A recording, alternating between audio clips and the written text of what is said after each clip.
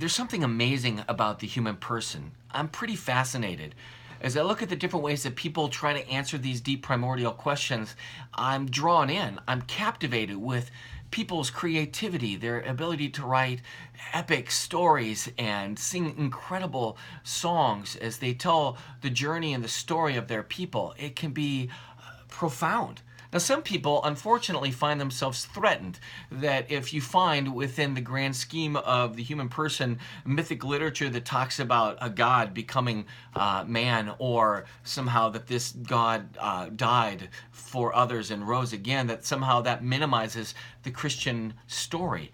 But as I was speaking with my friend Dr. Brown, the reality is that if we're all made by one God who knows all, it would not be surprising to see that there are certain stories within mythic literature that would allow us to reach in and say, I see that ray of light there. Let me show you the grand and the big picture, that fullness of God as revealed in the story of Jesus Christ. Well, we'll get to that, But there's something beautiful about the human person, enough that we can look around and appreciate it and find a springboard into dialogue with people. I remember once I was in New York, was on a train traveling from one place to another, and in that small little train there was the world. You had a guy with a turban on his head and a small little girl that looked like she was from the Middle East, people from Europe, Africa, Asia, you name it, there they were, rich, poor, young, old. And I remember specifically with that man in the turban, I thought, there's so much that we don't have in common, but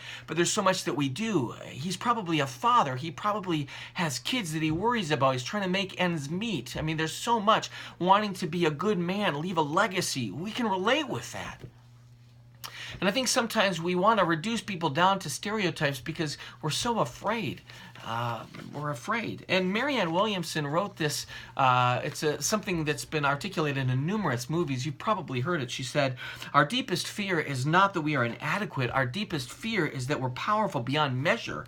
It's our light, not our darkness, that most frightens us." And we ask ourselves, who am I to be brilliant, gorgeous, talented, fabulous? Actually, who are you not to be? You're a child of God. Your playing small does not serve the world. There's nothing enlightened about shrinking so that other people won't feel insecure around you. We're meant to shine as children do. We were born to make manifest the glory of God that is within us. It's not just in some of us, it's in everyone. And as we let our own light shine, we unconsciously give other people permission to do the same. As we're liberated from our own fear, our presence automatically liberates others. And there's something very true about that and freeing to realize that there's something beautiful, profoundly beautiful about the human person. God cares about all people. We say that all the time, John 3:16, for God so loved the world. But sometimes I think that we become real quick to point the finger and say, I can't believe that you would think that way. I can't believe that you would worship that way. I can't believe that you're doing it wrong. And that's not really the proper approach, honestly. See, as we're going to see when we look at Bergsma's book, Bible Basics for Beginners, which is kind of a Cliff's Note version of A Father Who Keeps His Promises by Dr. Hahn, when you look at this and you compare it with the stages of revelation in the Catechism, you begin to realize is that God intentionally begins to reveal himself. We'll talk about that, divine revelation, right? He's disclosing himself in the economy of salvation. There's a story.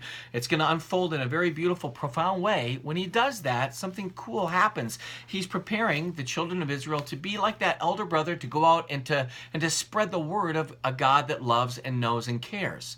But that doesn't mean that God gave up on the human populace because they weren't initially part of that immediate self-disclosure through the covenantal progression. In other words, God has been trying to get the attention of the world from the very beginning simply by the way that they're created and their desire to answer primordial questions.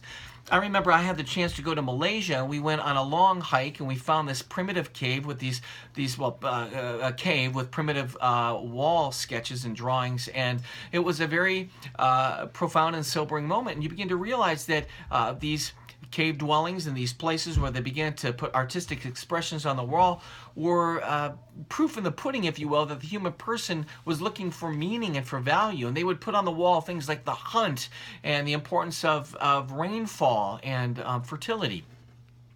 Even in the Acts of the Apostles, we see kind of an affirmation, like a a nod, if you will, to the way in which God was working. It's in Acts chapter 14, verses 16 and 17. In past generations, he allowed all the nations to walk in their own ways. Yet he did not leave himself without witness, for he did good and gave you from heaven rains and fruitful seasons, satisfying your hearts with food and gladness.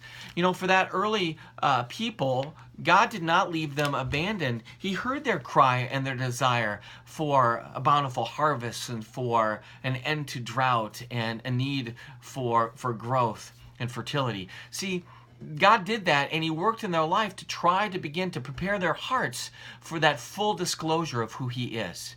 The human person, through basic human existence and natural reasoning, longs to find some sort of meaning to this world, and the church affirms that that's something very important, and it's very beautiful, and it's still seen today, and we can accept what can be accepted and affirm what should be affirmed, and use that as a springboard to evangelize, to share. Ultimately, if all roads led to the same place, no big deal, then ultimately we wouldn't need to evangelize. We're going to look at this a little bit more.